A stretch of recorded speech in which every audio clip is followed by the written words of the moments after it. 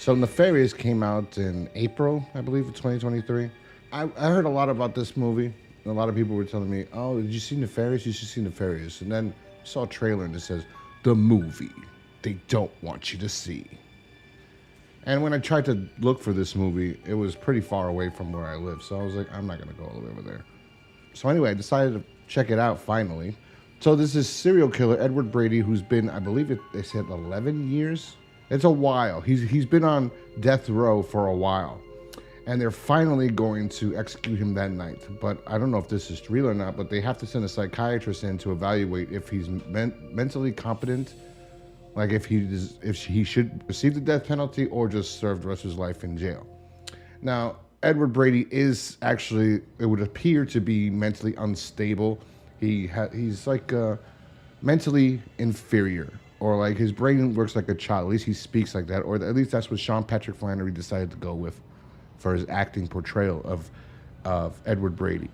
He stutters and he's weak and cowardly. They send in the psychiatrist to go check him out, this Dr. James Martin.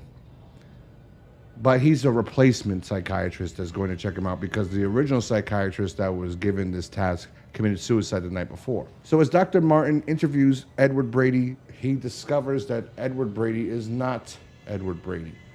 He says his name is Nefarioso or something like that, which I don't like. I thought that's stupid.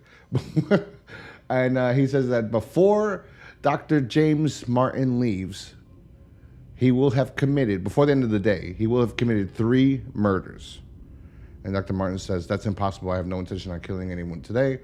And he tells him what the 3 murders are going to be.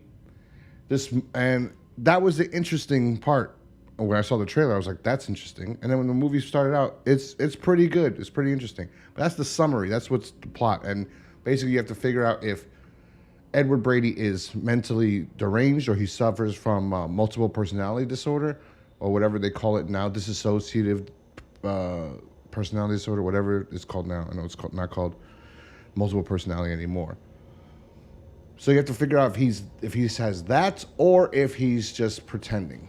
And as the day goes on, you discover that it's not so much, well, in the beginning he pretty much tells you so, that he is a demon and he possessed Edward. And obviously, Dr. Martin doesn't believe this. He's like, this is bullshit. Like, you're over here playing games or whatever. And then you have the whole story. Is he possessed or is he, suffering from some mental illness? And this guy knows so much about this doctor. It's like, how does he know so much about him? And that's the gist of it. You'd have to watch the movie. I actually will say, I do like this movie. There are flaws with this movie. And this movie is not the movie they don't want you to see. No, it's just a fucking tagline. The movie, I mean, this movie is just, for a normal person, it would say this movie's boring. Because it's just 2 people sitting in a room talking for the entire time. So I would assume most people probably thought this movie was boring. I actually like this movie. But there are things where I can see that people would say, oh, it's a political right-wing movie. And the people would say, it's not. Look, it kind of is. When you have Glenn Beck in it, it kind of is. And I don't know who the production, if the Blaze produced this movie, but I have no problems with Glenn Beck, except, like, he's just stay in your zone. Like, I would have had a problem if it was Ben Shapiro or Rachel Maddow, or, like, I didn't like Bill O'Reilly being in Iron Man 2, because he was in Iron Man 2, Give me fictional people. I don't need to see the real people. Ugh, they did that same shit, I think it was in The Batman, right? Didn't they have some fucking, it was GCN, but they had some fucking anchor from New York 1 or something? I don't know. I remember I was like, ugh. But anyway, yeah, so it's just Glenn Beck, and he's not an actor, and it just takes you out of it. Once you see somebody that's from the news, it's just like, ugh. Sean Patrick Flannery does a terrific job. This Jordan Belfi guy, I don't know if he's in many movies. He was all right. But Sean Patrick Flannery really stole the film. At first, like, I saw it twice. The first time I saw it, I liked the movie. And the second time I saw it, and I was like, well, I could have done this, they could have done that, this would have been better.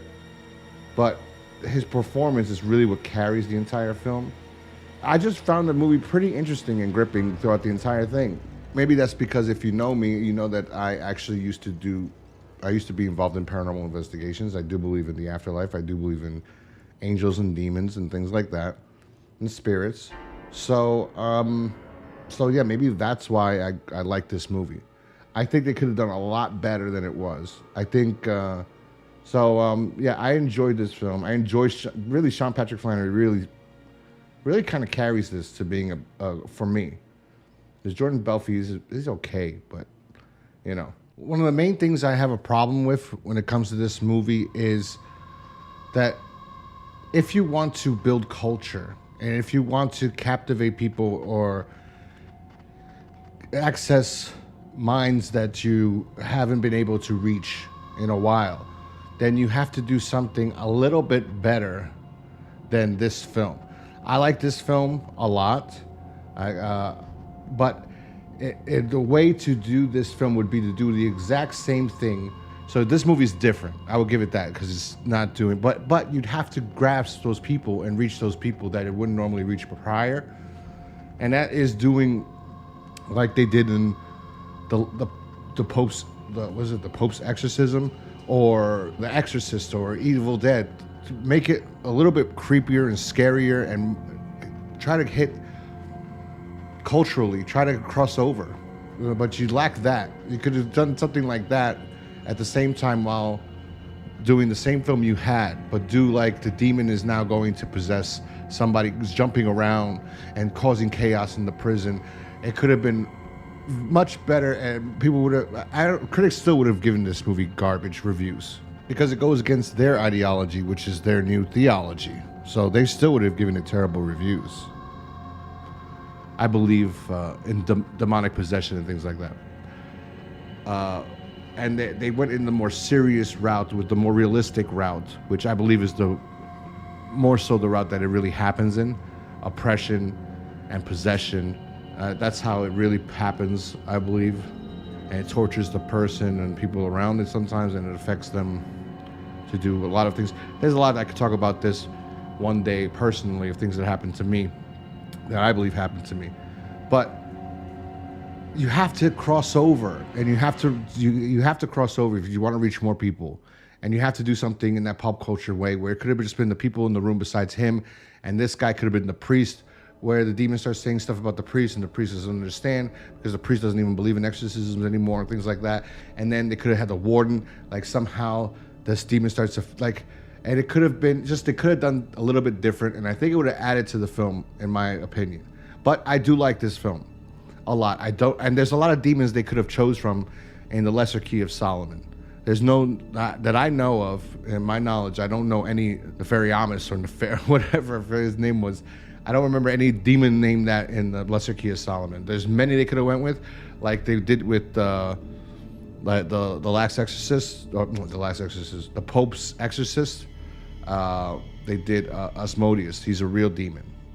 They're probably gonna. I don't know if they're gonna do another one considering the strike now, and I don't know. But if they do, I doubt they will. Honestly, even though they said they were going to, I don't think so. But anyway, back to this movie. This movie is a good movie. I enjoyed this movie, and I know not everyone's gonna like it. I would give it a 4 out of 5, but I'm gonna be fair and give it the reasonable 3 out of 5 stars. I think it's a good film. If you have the patience to sit there and watch two people talk, you'll enjoy this film.